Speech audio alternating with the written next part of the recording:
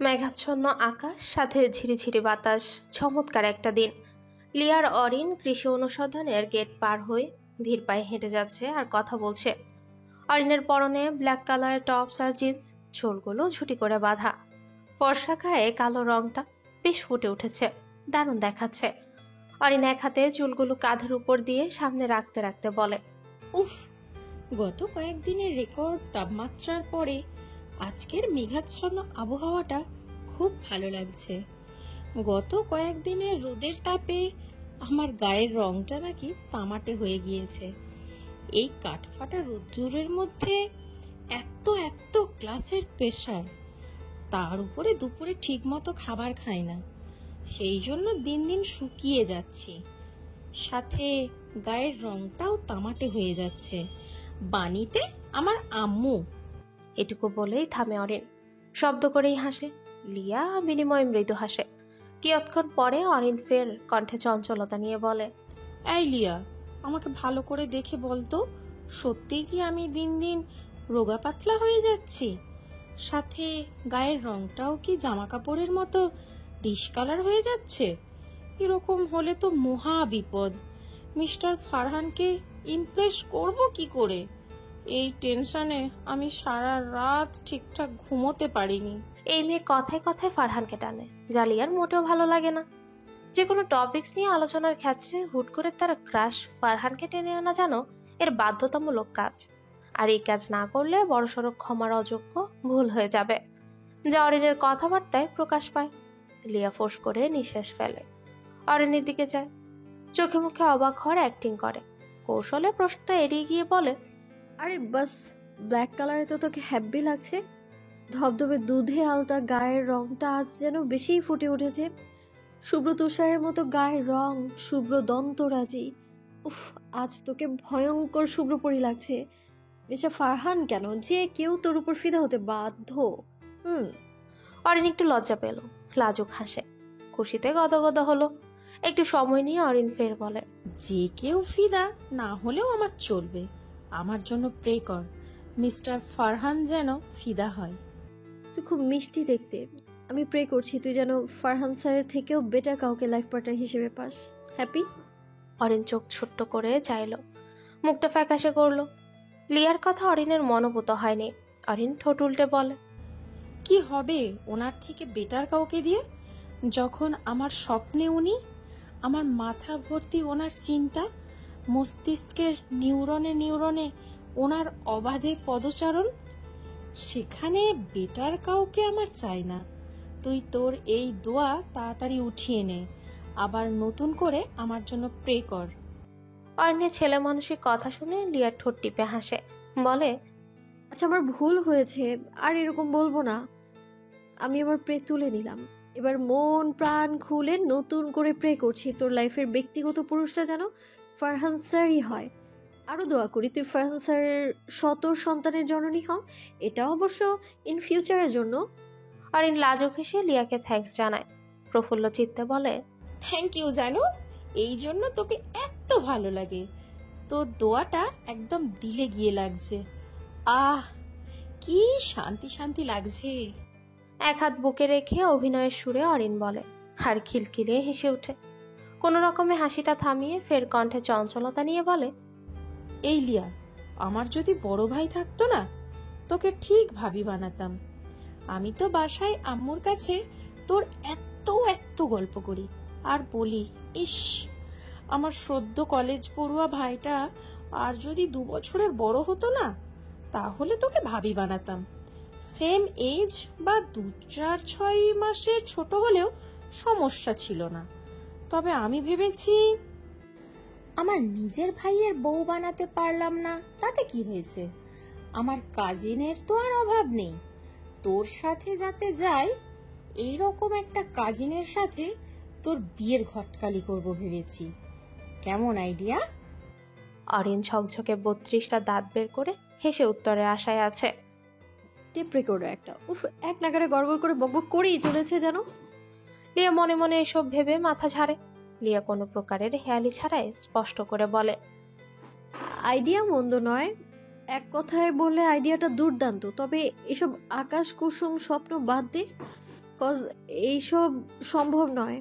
আর তোর এই ঘটকালি আইডিয়ার কথা শুনলে না আমার বর অ্যাটাক ফ্যাটাক করে বসবে। আর তার নতুন বউকে নতুন করে বিয়েতে বসার জন্য ইন্সপায়ার করছি শুনলে তোর নামে মামলা দায়ের করবে। লিয়া মজার ছলে শেষের কথাগুলো বলে, তবে অরিনের চোখ যেন কোটর থেকে বেরিয়ে আসার নেই। অরিন বিস্ফোরিত নয়নে তাকিয়ে আছে লিয়ার দিকে। বর? অরিনের মাথায় একটাই প্রশ্ন ঘুরছে। অরিন অবাক কণ্ঠেই শুধালো, বর মানে? Are you married? হ্যাঁ। লিয়া ছোট্ট করে জবাব দিল। অরিন কপাল সংকুচিত করে কৌতূহলবশত আবারও বলে, তাই? আমি তো সারপ্রাইজ ডিয়ার। তা তোর শ্বশুর বাড়ি কোথায়? আর একটা কথা, তুই তোদের বাসায় থাকিস নাকি? না মানে তোর আব্বুর ড্রাইভার দিয়ে যায় আবার নিতে আসে বলিস, তাই বলছি আর কি। শ্বশুরবাড়ি এই শহরেই। আর আমার বিয়ে হয়েছে, বাট এখনো উঠিয়ে নেওয়া হয়নি। কথাগুলো লিয়া খানিকটা জড়তা নিয়েই বলে। অরিন এক্সাইটেড হয়ে বলে, আচ্ছা দোস্ত, জিজুর সাথে মিট করিয়ে দিস, সাথে ট্রিট চাই আমার। লিয়া স্মিত হাসে, বলে, ওকে, ঠিক সময় মতো মিট করিয়ে দেব। সারপ্রাইজ হওয়ার জন্য প্রস্তুত থাক। লিয়ার কথার মাঝে অরিন লিয়াকে ইশারা করে বলে, এই লিয়া, দেখ তো ওইটা ফারহান স্যার কিনা। ফারহান ফোন কানে ধরে আছে, কারোর সাথে কথা বলছে হয়তো। এখান থেকে বেশ খানিকটা দূরত্বে। লিয়া তাকিয়ে দেখলো, ছোট্ট করে শ্বাস ফেললো, বলল, আমি স্যারের সম্পর্কে সব খবরাখবর জোগাড় করেছি। স্যার আনম্যারিড, টিএসসির উপরে ব্যাচেলারদের জন্য থাকার ব্যবস্থা আছে, সেখানে স্যার থাকে, এও শুনেছি। লিয়ার এসব কথা শোনার কোনো আগ্রহ নেই, আর না তো লিয়া কোনো আগ্রহ দেখায়। অরিন এক্সাইটেড হয়ে ব্যতিব্যস্ত কণ্ঠে বলে, এই লিয়া, পা চালিয়ে চল, স্যারের সাথে কুশলাদি বিনিময় করি, চল চল। লিয়া কপাল কুঁচকে বলে, বাদ দে এইসব, ক্লাসের সময় হয়ে আসছে, এখন ফার্স্ট ক্লাসে চল। স্যারের সাথে হাই হ্যালো এইসবের চিন্তা মাথা থেকে ঝেড়ে ফেল, কেমন? আমার যে স্যারকে ভালো লাগে এটা আকার ইঙ্গিতে স্যারকে বোঝাতে হবে না? অনুভবে না বলা কথা বুঝিয়ে দিতে হবে না? সেই জন্য হলেও হাই হ্যালো এসবের দরকার আছে। এই মেয়েকে বুঝিয়ে লাভ নেই। লিয়া হতাশ হয়ে হাল ছেড়ে দেয়, আর কোনো বাক্য প্রয়োগ করলো না। ফারহান কল কাটে। এরই মধ্যে অরিন আর লিয়াও সামনে এগিয়ে আসছে। ফারহান পা বাড়াবে এমন সময় পেছন থেকে মেয়েলি কোমল কণ্ঠস্বর আসে, আসসালামু আলাইকুম স্যার। অরিন নম্র স্বরে সালাম দেয়। ফারহান পেছনে ফিরে লিয়ার অরিনকে দেখতে পায়। লিয়ার দিকে নিটল নজরে কয়েক সেকেন্ড চাইল, অথবা দৃষ্টি ঘুরিয়ে মুখাবয়ে গাম্ভীর্য ভাব টেনে নিয়ে সালামের উত্তর দেয়। অরিন গলার স্বর নামিয়ে ফের বলে, কেমন আছেন স্যার? লিয়া অন্যদিকে মুখ ঘুরিয়ে ফুস করে নিঃশ্বাস ফেলে, মনে মনে আওড়ায়, উফ, এত খেজুরি আলাপ জুটে বসছি দেখছি। লিয়ার ভাবনার মাঝে ফারহান হালকা কেশে গম্ভীর গলায় বলে, আলহামদুলিল্লাহ ভালো আছি। অরিন প্রফুল্ল চিত্তে বলে, ভালো স্যার। লিয়া চুপচাপ ঠায় দাঁড়িয়ে আছে। ফারহান আর চোখে লিয়াকে পরখ করলো। লিয়ার থেকে উত্তর না পেয়ে একটু হতাশ হলো। ফারহান ফের শুধালো, এখন কি ক্লাস তোমাদের? Plant pathology. লিয়া ফট করে বলল।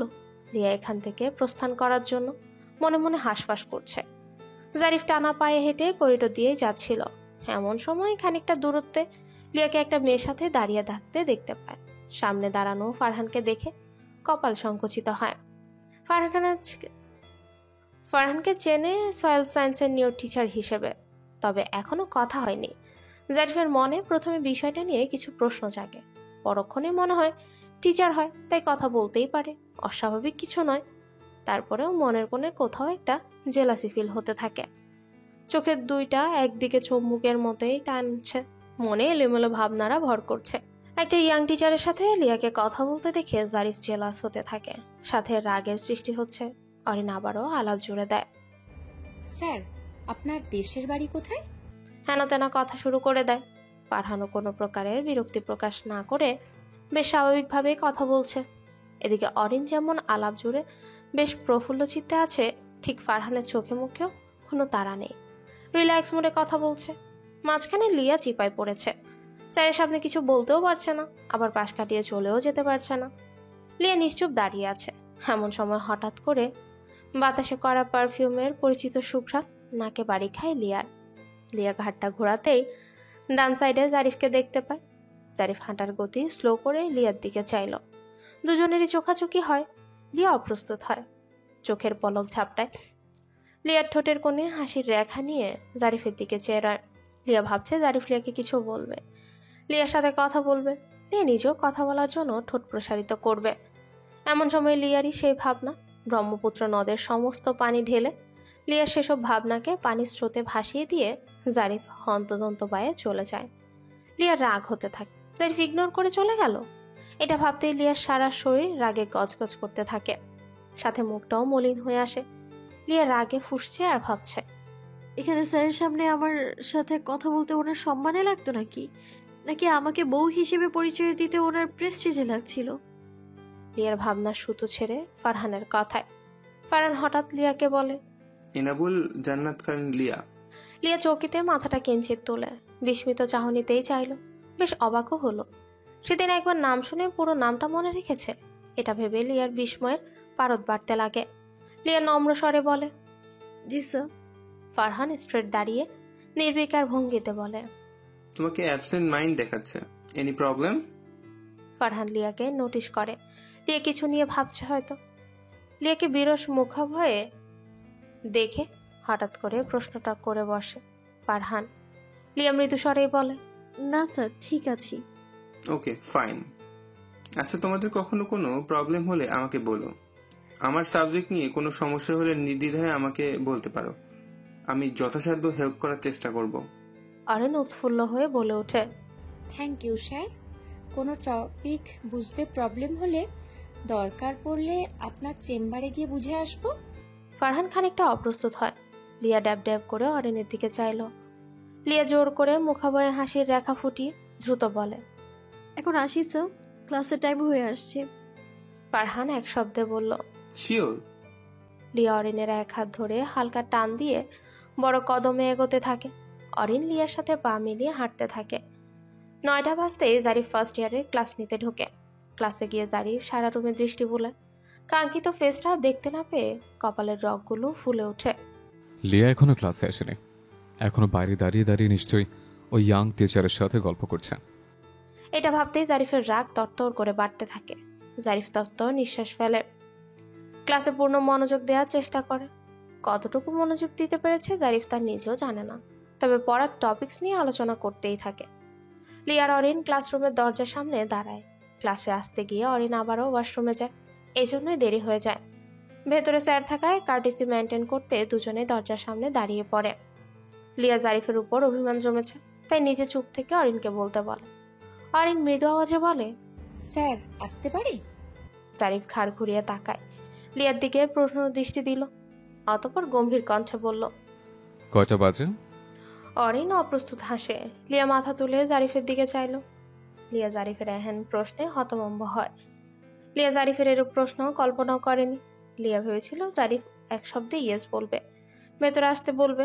অরিন প্রত্যুত্তরে বলে, 9টা বাজে স্যার। এই লিয়া, স্যারের কাছে কি ঘড়ি নেই নাকি? স্যার আমাদের কাছে টাইম শুনতে চাইছে। অরিন ফিসফিসিয়ে বলে। লিয়া চোখ পাকিয়ে তাকাতে অরিন থামে। জারিফ নির্বিকার ভঙ্গিতেই বলে, অ্যাকুরেট টাইম বলো। লিয়া হাতে থাকা ঘড়িতে সময় দেখে নেয়, মুখটা ভার করে ঠোঁট উল্টে বলে, 9টা 10 মিনিট 13। জারিফ কণ্ঠে কঠোরতা নিয়ে বলে। ক্লাস কয়টা থেকে ছিল? লিয়া লাশ ভারী কণ্ঠস্বরে বলে, 9টা। সোজা ক্লাসে ঢুকতে বলবে তা না করে 100 কৈফিয়ত চাইছে, যার জন্য লিয়া জারিফের উপর খুবই রাগ হচ্ছে। জারিফ কঠোরতা নিয়ে আবারও বলে, আমার ক্লাসে উপস্থিত থাকতে হলে সঠিক সময় আসবে, আর দেরি করে আসার জন্য বাইরে 5 মিনিটস দাঁড়িয়ে থাকো, দেন ক্লাসে ঢুকবে। লিয়া বড় বড় চোখ করে যায়। কি সাংঘাতিক লোক রে বাবা, মাত্র 10 মিনিটস লেট হওয়ার জন্য পানিশমেন্ট স্বরূপ বাইরে 5 মিনিটস দাঁড় করিয়ে রাখছে। হায় আল্লাহ, আর এমন বিহেভ করছে যেন আমাকে চেনেই না। মনে হচ্ছে আমি বোধহয় অন্য কোনো গ্রহ থেকে টুপ করে আজকে এই পৃথিবী নামক গ্রহে অবতরণ করেছি। আর আজকেই ওনার সাথে আমার ফার্স্ট দেখা হলো। শুনেছি ভালোবাসা মানুষের জন্য 7 খুন কেন, সহস্র খুনও মাফ করা যায়, আর এ কিনা আমাকে পানিশমেন্ট স্বরূপ বাইরে দাঁড় করিয়ে রাখলো। লিয়া কাঁদো কাঁদো ফেস করে নিশ্চুপ রয়। লিয়ার প্রচন্ড রাগের সাথে ভীষণ কান্নাও পাচ্ছে, তবে ঠোঁট কামড়ে ধরে নিজেকে স্বাভাবিক রাখার চেষ্টা চালিয়ে যায়। জারিফ ফের ক্লাসে মনোযোগী হয়। জারিফ ইচ্ছে করে লিয়াকে দাঁড় করিয়ে রাখে। ফারহানের সাথে গল্প করতে গিয়ে লেট করে আসায় জারিফ খানিকটা ক্ষোভ মেটায়। 5 মিনিটস হতেই জারিফ গম্ভীর গলায় বলে, এবার আসতে পারো তোমরা। লিয়া জারিফের দিকে না তাকিয়ে গটগট করে পেছনের দিকে বসে পড়ে গিয়ে। বাকি ক্লাস টাইম জারিফ সবার নজরের আড়ালে লিয়াকে নোটিস করে। লিয়া একবারও জারিফের দিকে তাকায়নি। জারিফ বুঝতে পারে বউ তার রেগে বোম হয়ে আছে। যাই হোক, পরে বউয়ের অভিমান ভাঙাতে কাঠখড় পোড়াতে হবে তা জারিফ ভালোই বুঝতে পারল। জারিফ এই ভেবে দীর্ঘশ্বাস ফেলল। পরপর ক্লাস শেষ হয়ে লাঞ্চ টাইম আসে। জারিফ নিজের রুমে চেয়ারে গায়ে এলিয়ে দিয়ে লিয়ার নম্বরে কল দেয়। রিং হয়ে বেজে গেল, তবুও রিসিভ হয় না। জারিফ তপ্ত নিঃশ্বাস ফেলে, আওড়ায়, মহারানী ভীষণ খেপেছে নিশ্চয়, ফোন তুলবে না মনে হয়। জারিফ ছোট্ট করে মেসেজ দেয়, টেসিতে আসো, আমি ক্যান্টিনে আছি। লিয়া ফোন সাইলেন্ট করে বসে আছে। ইচ্ছে করে জারিফের কল তুলছে না। লিয়া মনে মনে পণ করে, ইউনিভার্সিটিতে উনি যখন আমাকে বাকি সবার মতো ট্রিট করলো, তখন আমিও বাকি স্যারদের মতো ট্রিট করবো ওনাকে। ওনার সামনে পড়লে নো কথা, ক্যাম্পাসে থাকাকালীন ওনার সাথে কোনো যোগাযোগ করবো না আমি। হ্যাঁ। ফোনে আলো জ্বলল, মেসেজ নোটিফিকেশন আসে। লিয়া বুঝতে পারলো জারিফই হয়তো মেসেজ দিয়েছে। লিয়া মেসেজটা সিনও করলো না। ওদিকে অরিন লিয়ার কানের পাশে প্যান প্যান করতেই আছে। এই লিয়া, ক্যান্টিনে চল, আমার ভীষণ ক্ষুধা পেয়েছে। তখন থেকে বলছি, নড়ছিসই না তো। এমনিতেই আমি নাকি দিন দিন শুকিয়ে যাচ্ছি, তার উপর ঠিকমতো খাবার না খেলে আরো শুকিয়ে যাব তো। নিজে না খেলেও আমার কথা ভেবে চল না ইয়ার। লিয়া অবশেষে অরিনের সাথে যেতে থাকে। জারিফ লিয়ার জন্য ক্যান্টিনের সামনেই ওয়েট করছিল। এমন সময় স্টাইলি মেয়েলির স্বর শুনে জারিফ সেদিকে তাকায়। Hi mister Zarif. Kabita lunch করার জন্য এসেছে। জারিফকে দেখে দাঁড়িয়ে পড়ে। জারিফ বলে, হ্যালো, কেমন আছেন? দিনকাল কেমন যাচ্ছে? আলহামদুলিল্লাহ ভালো। কুশলাদি বিনিময় শেষে কবিতা কোমল গলায় বলে, let us have the lunch. Zarif এদিক ওদিক তাকালো। লিয়ার কোনো চিহ্নই নজরে পড়ল না। জারিফ ভাবে লিয়া রাগ করে আছে, আসবে না। অবশেষে সৌজন্যতার খাতিরে কবিতার কথায় হ্যাঁ সূচক উত্তর দেয়। জারিফ কবিতা একটা টেবিলে বসেছে, দুজনেই সামনাসামনি চেয়ারে। কবিতা জারিফকে শুধায়, what dishes do you have? Meat or fish? I prefer fish to meat. Kabita স্মিত হেসে বলে। ওকে। খাবার অর্ডার দিয়ে কবিতা এটা সেটা কথা বলতে থাকে। জারিফ সাথে হ্যাঁ হুঁ দু একটা কথাই বলছে। লিয়া অরিনের সাথে ক্যান্টিনে প্রবেশ করে। একটু নিরিবিলি ফাঁকা স্পেস খুঁজতে লিয়ার নজর যায় খানিকটা দূরত্বে জারিফের দিকে। কবিতার সাথে একই টেবিলে দেখে লিয়ার রাগ আকাশসম হয়। লিয়া মনে মনে আওড়ায়, আমাকে জাস্ট দেখানোর জন্য ফোন দিয়েছিল বোধ হয়, যাতে বলতে না পারি লাঞ্চের সময় ডাকলেন না। হেন তেন বলার স্কোপ রাখবে না বলেই ফোন দিয়েছিল। আর এদিকে ফোন তুলিনি, আর উনি কিনা সুন্দরী কলিগ নিয়ে একসাথে লাঞ্চে আসছে। অরিন একটা টেবিলের সামনে দাঁড়িয়ে ইশারা করে। লিয়াকে ডেকে ওঠে। এই লিয়া, দাঁড়িয়ে আছিস যে, এখানে আয়। জারিফদের পেছনের টেবিলের পাশেই দাঁড়িয়ে অরিন বলে। জারিফ লিয়া নামটা শুনে দ্রুত সামনে তাকাতে লিয়াকে দেখতে পায়। লিয়া চোখ মুখ লাল করে তাকিয়ে আছে। জারিফ ফাঁকা ঢোক গিলে নেয়। আজকে মনে হচ্ছে জারিফের দিনটাই খারাপ। এমনিতে বউ আগুন হয়েছিল, এখন সেখানে নিশ্চয়ই কেরোসিন তেল পড়েছে। জারিফ লিয়ার দিকে তাকিয়ে আছে। লিয়া দৃষ্টি ঘুরিয়ে নেয়। রাগে গিজগিজ করতে করতে অরিনের পাশে গিয়ে দাঁড়ায়। শব্দ করে একটা চেয়ার টান দেয়। মনে হচ্ছে সব রাগ যেন চেয়ারের উপর ঝাড়ল। কেউ কেউ ঘাড় ঘুরিয়ে লিয়ার দিকে চাইল, তবে লিয়া সেসবে ভ্রুক্ষেপ না করে চেয়ারে ধপাস করে বসে। লিয়ার সামনে অরিন, অরিনের পেছনের উল্টো দিকে জারিফ। লিয়া জারিফের পিঠ দেখতে পাচ্ছে, আর এক পাশ দিয়ে কবিতার মুখ। জারিফদের টেবিলে অর্ডারকৃত খাবার দিয়ে যায়। অরিন লিয়াকে বলে, কি খাবি বল? আমি তো মুরগির ঝোল, সাথে ইলিশ মাছ ভাজি আর ডাল। লিয়ার ফর্সা মুখে যেন অন্ধকার নেমেছে। লিয়া ভারী গলায় বলল, আমি কিছু খাবো না, খেতে ইচ্ছে করছে না আমার। ও মা, সে কি, কিছু খাবি না মানে? লিয়া তপ্ত শ্বাস ফেলে বলে, এমনি ইচ্ছে করছে না, গরম লাগছে আর মাথাটা কেমন ঝিমঝিম করছে, সাথে কেমন যেন গা গুলিয়ে আসছে। অরিন অবাক হয়ে বলে, এ কি, গা গুলিয়ে আসছে মানে? আমার তো বিষয়টা সুবিধা ঠেকছে না। হোয়াট? সুবিধা ঠেকছে না মানে? অরিন চোখে মুখে সিরিয়াসনেস ভাব নিয়ে বলে, তুই বিবাহিত, তোর গা গোলানো বিষয়টা আর 5 জনের মতো স্বাভাবিক নয়। নিশ্চয়ই কোনো সুখবর টুখবর আসতে চলেছে। সামনে চেয়ারে বসা জারিফ অরিনের সব কথা স্পষ্ট শুনতে পায়। অরিনের কথা শুনে জারিফ খুক খুক করে কেসে ওঠে। জারিফ মাত্রই কেবল এক লোকমা খাবার মুখে তুলেছে, এমন সময় অরিনের এহেন কথায় জারিফের বিষম ওঠে। কবিতা পানির গ্লাসটা তড়িঘড়ি করে জারিফের দিকে বাড়িয়ে দিতে দিতে বলে, পানি নিন। জারিফ পানির গ্লাসটা নিয়ে ঢকঢক করে খেতে থাকে।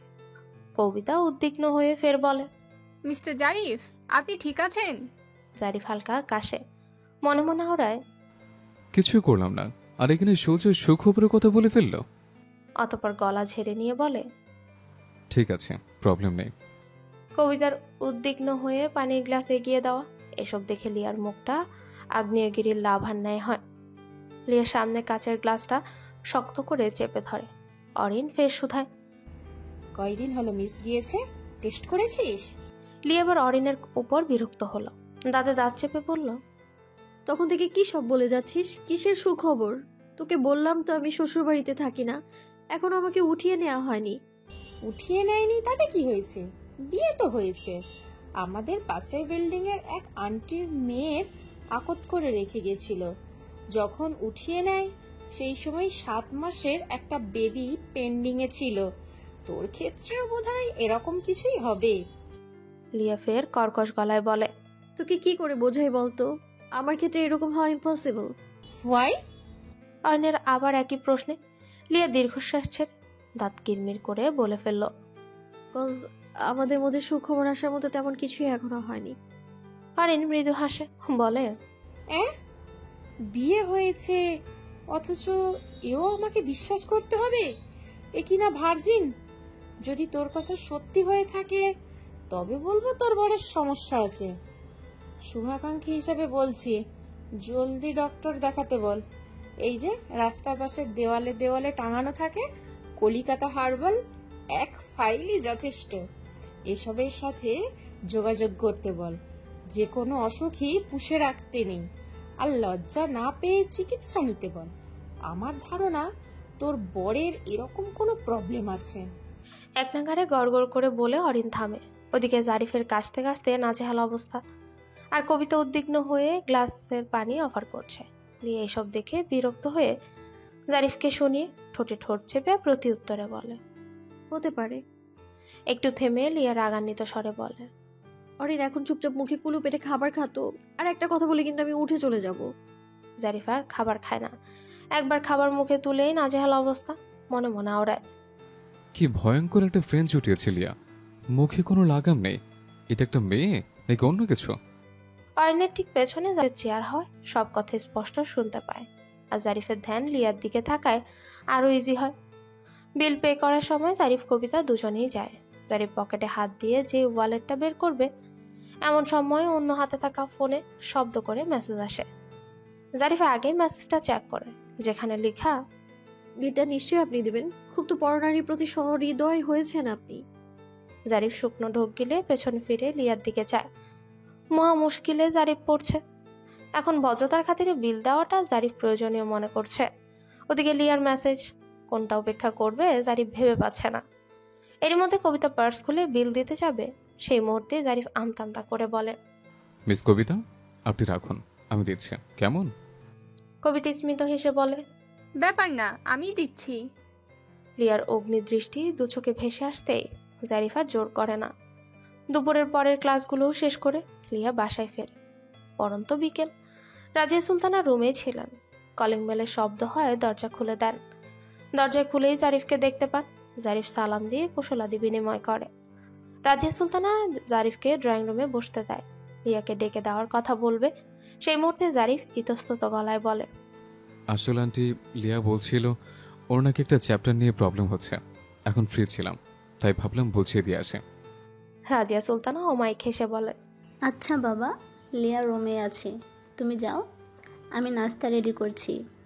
জারিফ নম্র স্বরে বলে, আন্টি ব্যস্ত হবেন না, আমি বাসা থেকে খেয়ে আসছি। রাজিয়া সুলতানা মায়াময় স্বরে বলেন, আচ্ছা, বেশি কিছু করব না, লিয়া রুমে আছে, দেখো। কথাটা শেষ করে রাজিয়া সুলতানা কিচেনের দিকে পা বাড়ায়। জারিফ মনে মনে রাজিয়া সুলতানাকে ধন্যবাদ দেয়।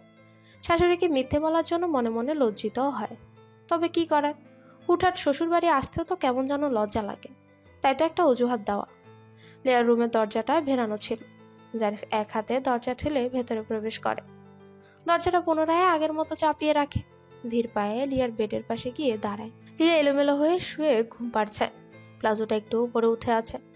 ফর্সা পায়ে পায়েলটা দারুণ নজর কাড়ছে। জারিফ কিছুক্ষণ লিয়ার পায়ে নজর কাড়া পায়েলটা দেখল। এই পায়েলটা জারিফের কাছেও ছিল। জারিফের চিনতে বাকি রইল না। কয়েক মাস আগের হলেও জারিফের স্পষ্ট মনে আছে এটাই সেই পায়েল। লিয়ার গায়ে শর্ট কুর্তি, শুয়ে থাকার ফলে এলোমেলো হয়ে আছে, গায়ে ওড়না নেই। জারিফ লিয়াকে এলোকে দেখে বড় করে শ্বাস নেয়। ফ্যানের বাতাসে লিয়ার খোলা চুলগুলো উড়ছে, বারবার মুখের উপর পড়ছে। লিয়া ঘুমের মধ্যে বিরক্ত হচ্ছে, যা লিয়ার কপাল কুচকানোতেই জারিফ আন্দাজ করে।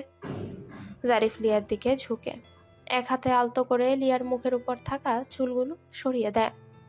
লিয়া ঘুমের মধ্যে নড়ে। জারিফ মৃদু হাসে। লিয়ার ঘুমন্ত ফেসটা একদম নিষ্পাপ লাগছে। জারিফ লিয়ার কপালে ঠোঁট ছোঁয়া। লিয়া এবার নাক মুখ কুচকালো, পিটপিট করে চোখ মেলে তাকালো। জারিফকে দেখে স্মিত হাসে, ঘুমো ঘুমো কণ্ঠস্বরে বলে, আবার আপনি আমার স্বপ্নে রোম্যান্স করতে আসছেন? আজকে দিনের বেলা স্বপ্নেও আপনাকে এত কাছে পাচ্ছি, এরপর থেকে তো চোখ বন্ধ করাই আমার জন্য দায় হয়ে যাবে। হুটহাট স্বপ্নে এসে আমাকে লজ্জায় ফেলেন, এটা কিন্তু মোটেও ঠিক না জারিফ। জারিফ মুস্কি হেসে বলে, বাবা, জানতাম না তো তোমার স্বপ্নে রোমান্স করি, তবে একটু করো নি রোমান্স। লিয়া ভরকালো, অবাক হলো। এর মধ্যে জারিফ লিয়ার গলায় থাকা কালো তিলের উপর ঠোঁট ছোঁয়ালো। ইচ্ছে করে হালকা বাইট দিয়েছে। লিয়া মৃদু আহ শব্দ উচ্চারণ করে। জারিফ লিয়ার চোখে চোখ রেখে বলে, আজকে স্বপ্নের চিহ্ন রেখে গেলাম, যখন আয়নার সামনে নিজেকে দেখবে তুমি স্বপ্নের কথা স্মরণ করে লজ্জা পাবে আর আমাকে মনে পড়বে। লিয়া তড়িঘড়ি করে উঠে বসে, ছোট ছোট চোখ করে যায়। গলায় এক হাত ডলতে ডলতে বিস্ময় নিয়ে বলে, আপনি আপনি এই সময় আমার রুমে? জারিফ লিয়ার দিকে ঝুঁকে মৃদু স্বরে বলে, আমি আজকে আসতেই হলো। কি যেন দুপুরে বলেছিলাম আমার কোনো প্রবলেম আছে কি না তার প্রুফ দিতে হবে না, বাট দুঃখের বিষয় পূর্বের কোনো এক্সপিরিয়েন্স নেই, তার রেফারেন্সটা জানতে পারছি না। তবে ব্যাপার না, তুমি আছো তো, তা একদম প্র্যাকটিক্যালি প্রুফ দেওয়া যাবে, আর সার্টিফিকেট তুমি নিচে দিবে। হয়ে যাক প্রুফ।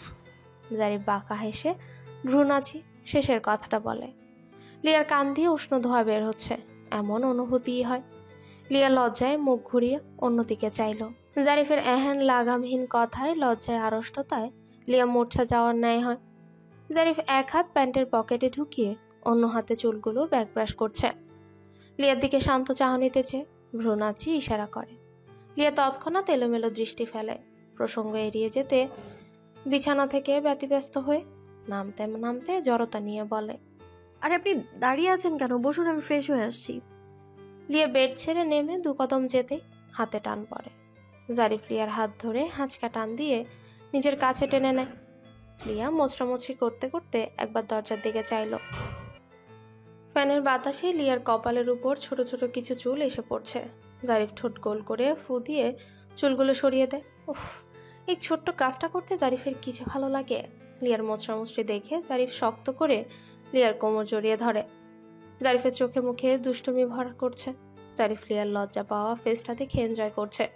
উফ, এই মুহূর্তে জারিফের কাছে খুবই চমৎকার লাগছে। জারিফ লিয়াকে আর একটু লজ্জায় ফেলতে টিপ্পনি কেটে বলে, বারবার দরজা থেকে তাকিয়ে শুধু শুধু লজ্জা পাওয়ার মানেই হয় না। আমাদেরকে কেউ ডিস্টার্ব করতে আসবে না। বাসায় তোমার আম্মু ছাড়া আর কেউ আপাতত নেই, আর শাশুড়ি মা জানে মেয়ে জামাই রুমে আছে, সো ভুলও এদিকে পা রাখবেন না। তাই লজ্জা পাওয়া বাদ দাও, বরের সাথে মুহূর্তগুলো কিভাবে স্পেশাল করবে তাই ভাবো। লিয়ার কণ্ঠনালী দিয়ে কোনো শব্দই যেন বের হচ্ছে না, গলাটা শুকিয়ে আসছে। লিয়া নিজেকে ছাড়ানোর জন্য ছটফট করতে থাকে। জারিফ একটু সময় নিয়ে আবারও বলে, কি হলো মিসেস জারিফ? প্রশ্ন উত্তর না দিয়ে পালাই পালাই করছে কেন? মিসেস জারিফ এতটা ভীতু আমার জানা ছিল না। ভয় পাচ্ছে নাকি লজ্জা? কোনটা? ভয় বা লজ্জা যেটাই হোক না কেন, আমি দুইটাই ভাঙাতে চাই। ভয়কে জয় করে লজ্জাকে হরণ করতে চাই, যদি অনুমতি পাই। লিয়া আমতা আমতা করে বলে, ভয় বা লজ্জা কোনোটাই নয়, তাই এইসব ভাঙানোর প্রশ্নই আসছে না। আর পালানোর কি আছে? আমি তো ফ্রেশ হতে যাচ্ছি। জারিফ মৃদু হাসে, বলে, ও তাই নাকি? তবে আজকে তোমাকে অন্যরকম লাগছে।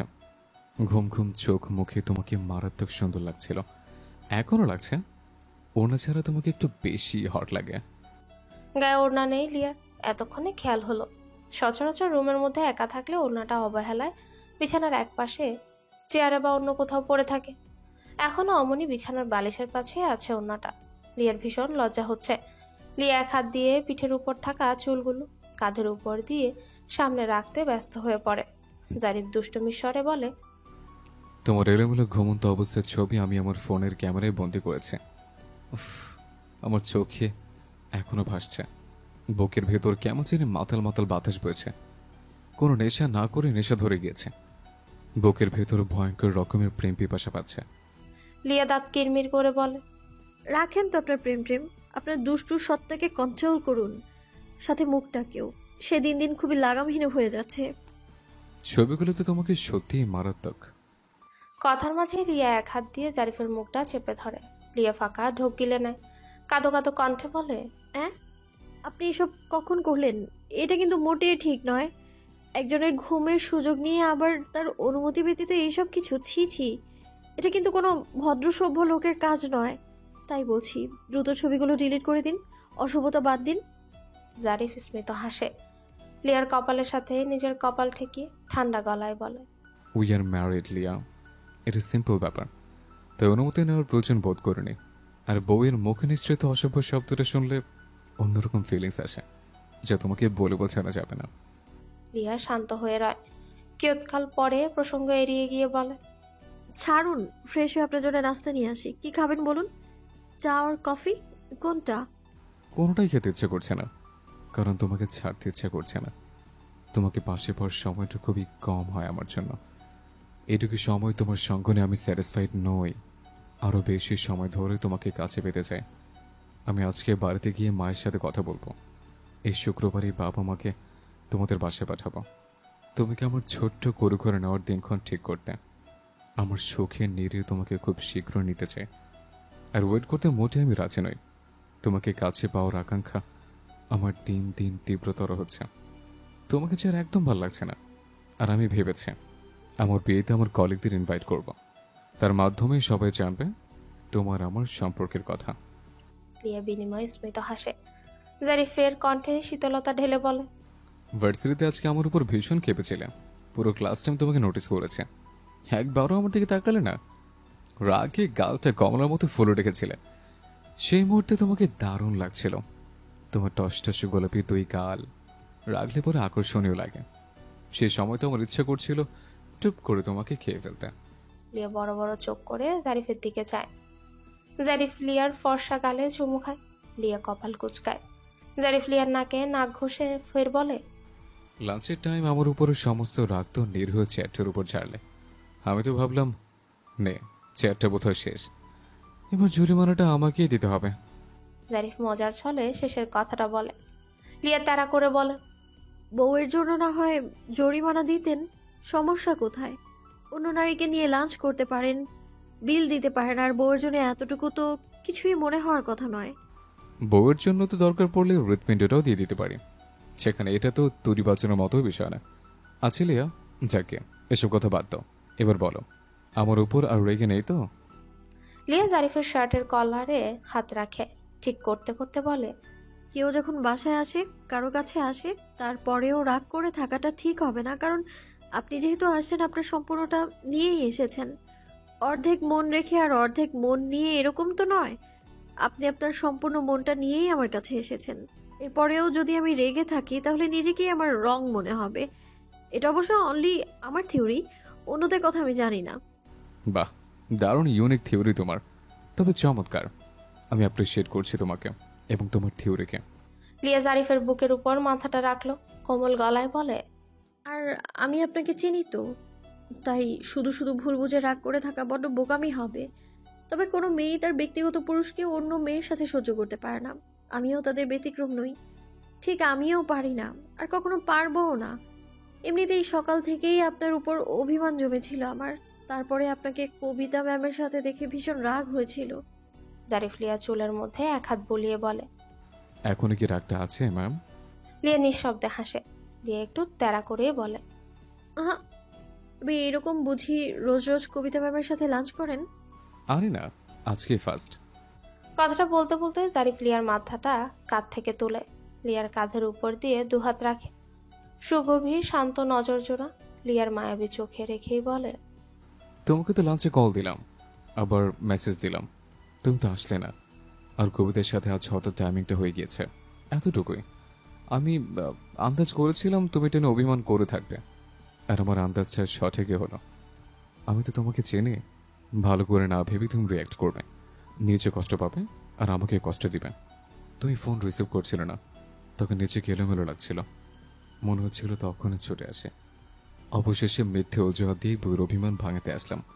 না এসে থাকতে পারলাম না।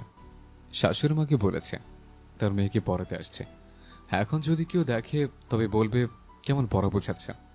লিয়া ঠোঁট চওড়া করে হাসে, বলে, তা দারুণ বোঝাচ্ছে। জারিফ আফসোসের স্বরে বলে, তা বোঝাতে দিচ্ছ আর কই, একবার সুযোগ দাও। জারিফের কথার মাঝেই লিয়া দরজার দিকে তাকিয়ে মিছিমিছি বলে, ওই যে আম্মু আসছে। জারিফ লিয়াকে ছেড়ে দেয়। লিয়া শব্দ করে হাসতে থাকে। এক হাতে মুখ চেপে ধরে লিয়া হাসে। লিয়ার ফাজলামো বুঝতে জারিফের কয়েক সেকেন্ড লাগে। জারিফ এক হাতে মাথার পেছনে চুল চুলকে মৃদু হাসে।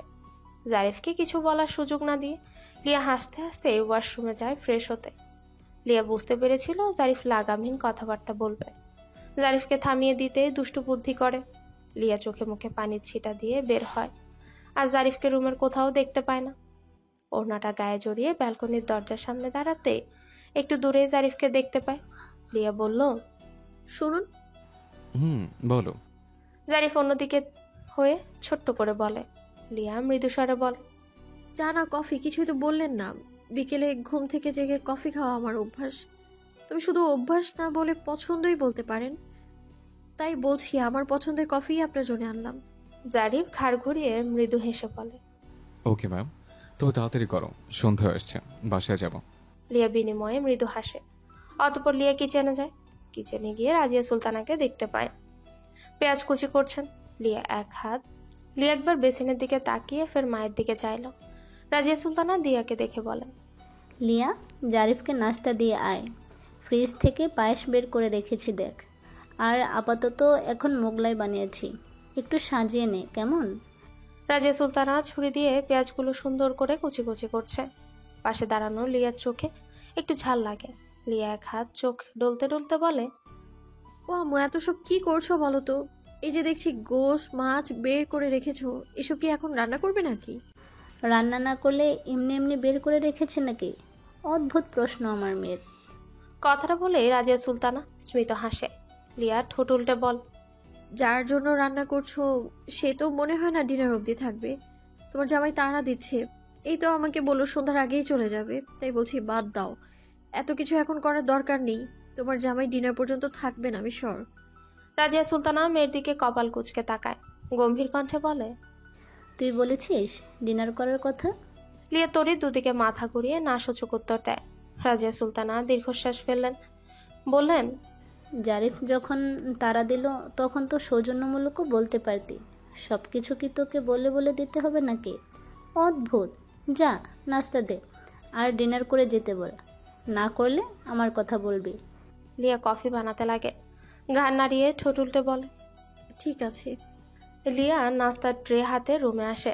জারিফ লিয়ার পড়ার টেবিলের চেয়ারটা একটু টেনে বসে আছে। লিয়ার নোট খাতাটা মেলে কিছু দেখছে। লিয়ার ট্রেটা ছোট্ট কাচের টেবিলের উপর রাখে। জারিফের পাশে গিয়ে দাঁড়ায়, হালকা কেশে দৃষ্টি আকর্ষণ করে বলে, কি দেখছেন? আমার হ্যান্ডরাইটিং আপনার মতো অত সুন্দর নয়, তবে চলনসই। এসব পরে দেখবেন, আগে নাস্তা করুন।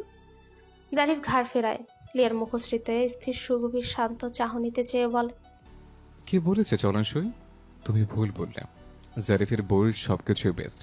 লিয়া মৃদু হাসে। জারিফকে নাস্তা করার কথা বললে জারিফ বলে, এখন অন্য কিছু খেতে পারবো না, জোর করো না প্লিজ। কফিটা দাও। ভার্সিটি থেকে বাসায় গিয়ে খাবার খেয়েছে, বাসায় গিয়ে ফ্রেশ হয়ে খাবার খেয়েছে।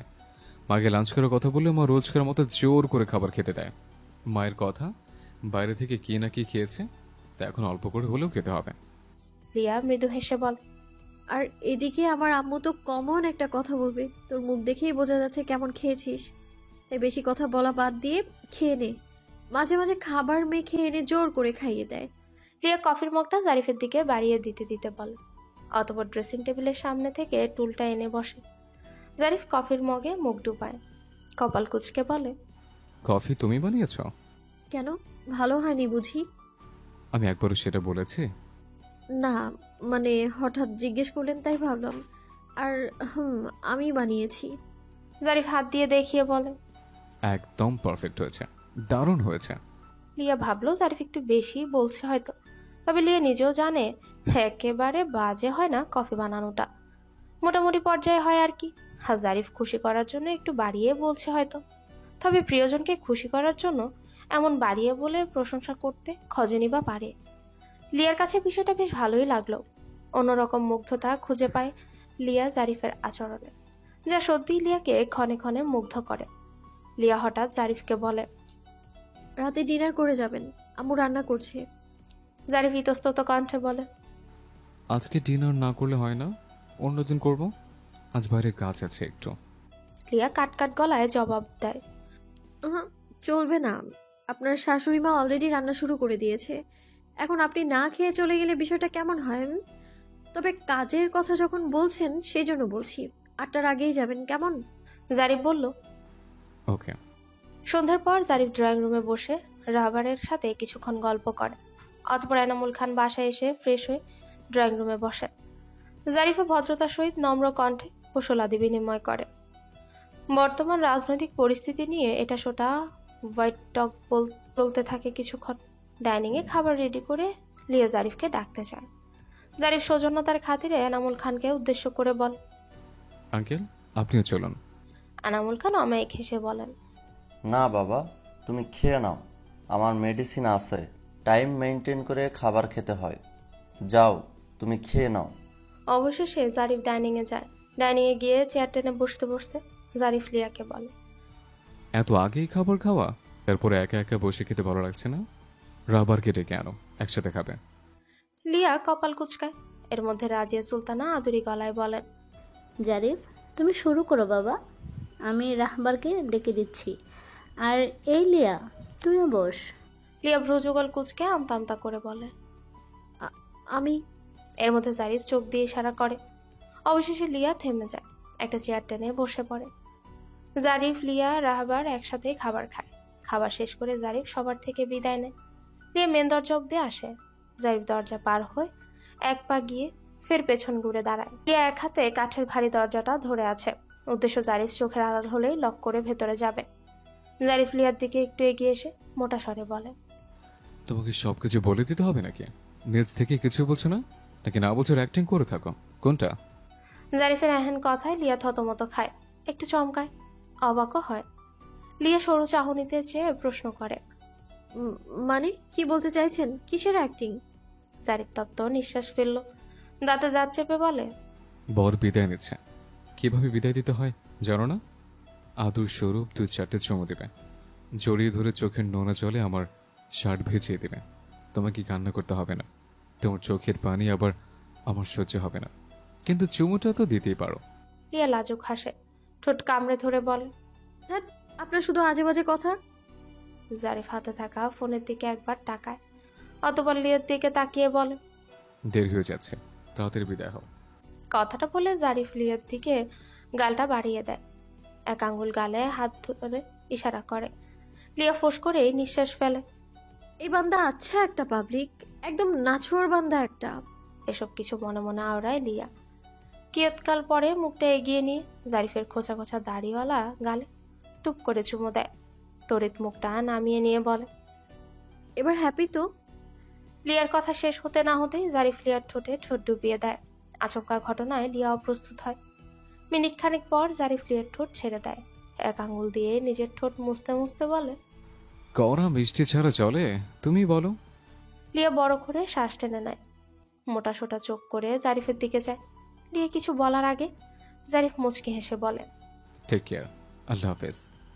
জারিফের দিকে তাকিয়ে লিয়ার বলার মতো কিছুই খুঁজে পেল না, বিনিময়ে একটা মুচকি হাসি উপহার দিল। অতঃপর কোমল গলায় বলল, দেখে শুনে ড্রাইভ করবেন, আল্লাহ হাফেজ। ঘড়ির কাঁটায় রাত্রি 9টা বাজে। তাসনিম কিচেনে সে আঁচল কোমরে গোজা, রুটি বানাচ্ছে। যে কেউ তাসনিমকে দেখলে বলবে সংসারী একটা মেয়ে। আর এমনিতেও সংসার লাইফটাকে দারুণ উপভোগ করে তাসনিম। মেডিকেলের ক্লাস, রাউন্ড, ফাইল, রিফ্রেশ সব ব্যস্ততার মাঝেও বাসায় সে টুকিটাকি কাজ স্বাচ্ছন্দ্যের সাথেই করে। সে বিরক্ত হয় না। শাশুড়ি নামক নতুন পাওয়া মাকে শাশুড়ি কম, নিজের মায়ের নজরে দেখে বেশি। আতিকা বেগমও তাসনিমকে খুব স্নেহ করেন। গরমে তাসনিমের কপাল বেয়ে ঘাম ছড়ছে। তাসনিম এক হাতে কপালের ঘামটুকু মুছে নেয়। এমন সময় কর্ণগোচর হয়। এই তাসনিম, তুমি এখন কি করছো?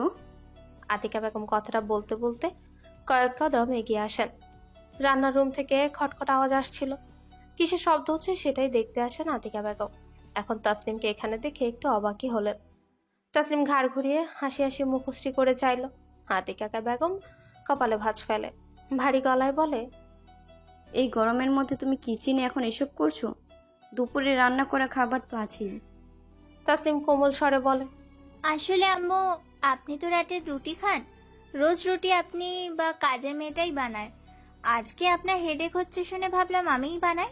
বুয়াও তো আজ নেই, তাই। আতিকা বেগম মুগ্ধ নয়নে চাইল। কণ্ঠে শীতলতা নিয়ে ঠোঁট আওড়ায়। সারাদিন পর মেডিকেল থেকে বাসায় ফিরে কোথায় রেস্ট নিবে তা না করে তুমি আমার জন্য এই অতিষ্ঠ অসহ্য গরমের মধ্যে কিচেনে রুটি বানাতে আসছো? আমার কিন্তু এবার নিজেরই খারাপ লাগছে। একদিন রুটি না খেলে কিছুই হবে না। তোমার তো পড়াশোনাও আছে। সংসারের জন্য তোমার পড়াশোনা, তোমার ক্যারিয়ারের ক্ষতি হোক, এটা আমি কখনোই চাই না।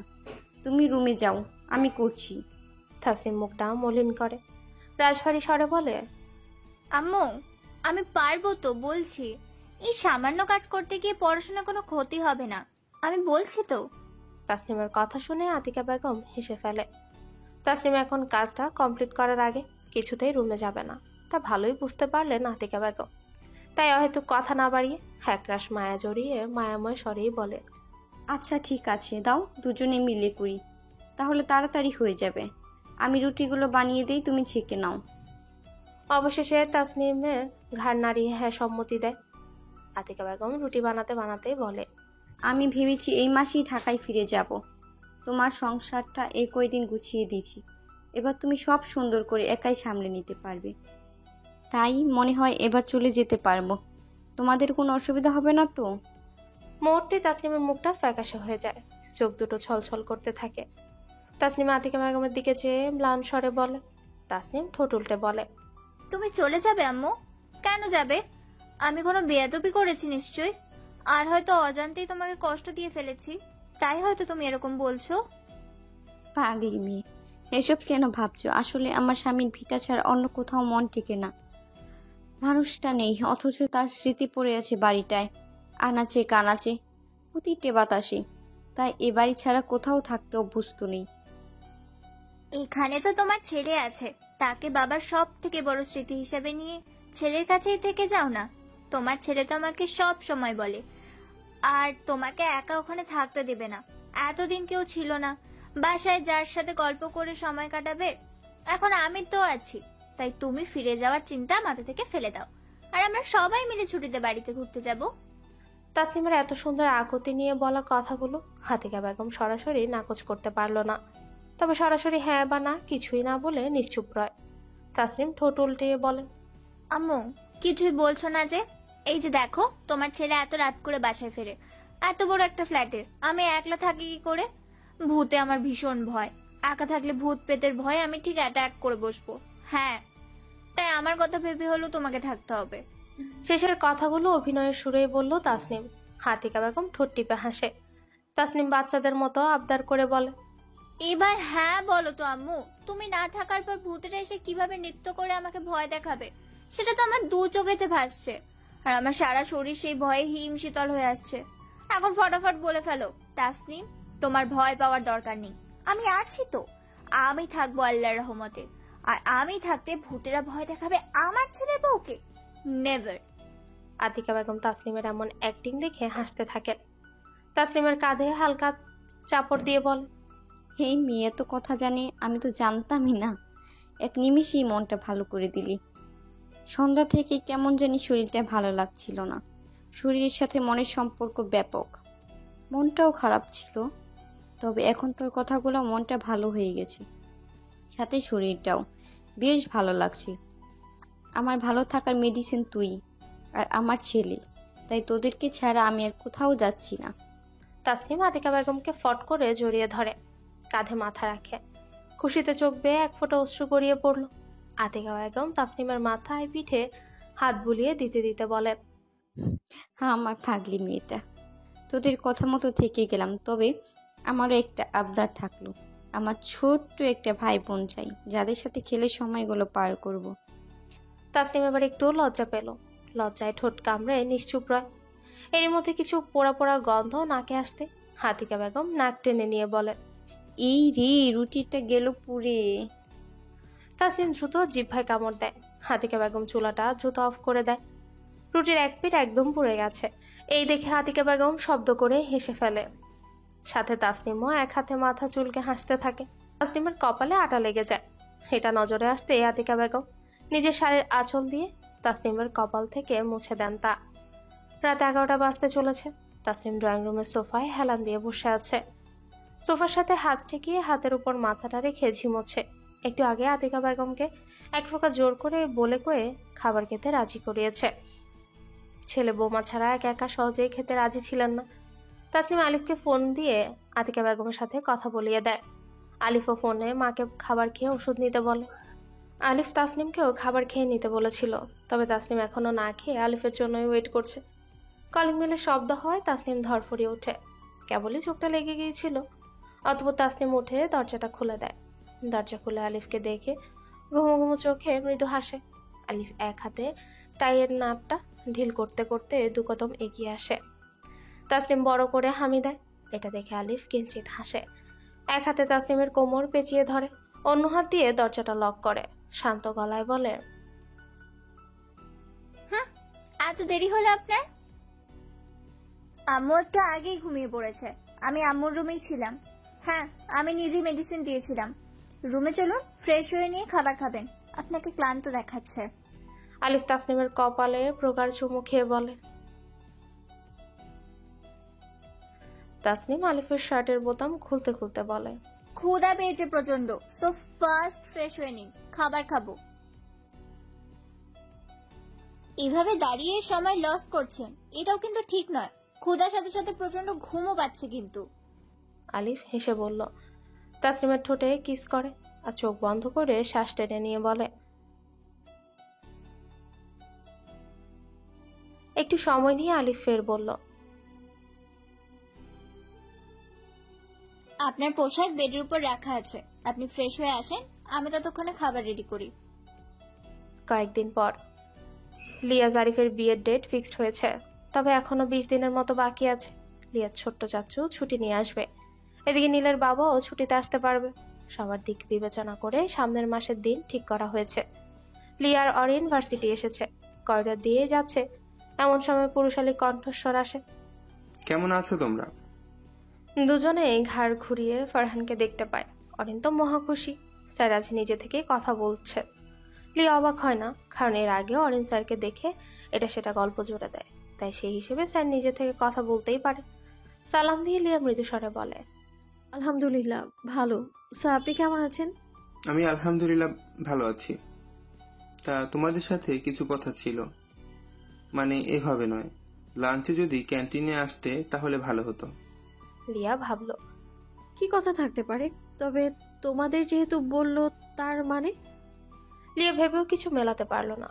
হরিণের তো খুশিতে মনে লাড্ডু ফুটেছে, আকাশ কুসুম স্বপ্নও দেখতে শুরু করে দিয়েছে। ফারহান মূলত লিয়াকে বলতে চেয়েছিল, তবে টিচার হয়ে শুধু লিয়াকে দেখার কথা বলতে ইতস্তত বোধ করে। আর এদের দুজনকে দেখে সবার মানিক জোরের মতোই লাগে, একসাথে সব সময় থাকে। তাই ফারহান তোমাদেরকেই বলে। অরিন এক্সাইটেড হয়ে বলে, ওকে স্যার, ব্যাপার না। ফারহান আর কিছু না বলে চলে যায়। লাঞ্চ টাইমের জন্য অধীর আগ্রহে থাকে। মধ্য দুপুর, সূর্যলোকের তাপে অস্থির পৃথিবীর প্রাণকুল। এতক্ষণ ক্লাসরুমে ফ্যানের নিচে থাকার ফলে গরমের তীব্রতা এতটা উপলব্ধি হয়নি। লাঞ্চ টাইমে বাইরে বের হতে গায়ে জ্বলন ধরার মতো অসহ্য গরম লাগছে সবারই। গরমে লিয়ার কপালের ঘাম জমেছে, কপাল থেকে ঘামের রেখা গাল বেয়ে পড়তে থাকে। লিয়া টিস্যু দিয়ে ঘামটুকু মুছে ফেললো। অরিন 2 হাত দুলিয়ে হেলে দুলে হাঁটছে। সাথে চোখে মুখে একরাশ খুশি তার।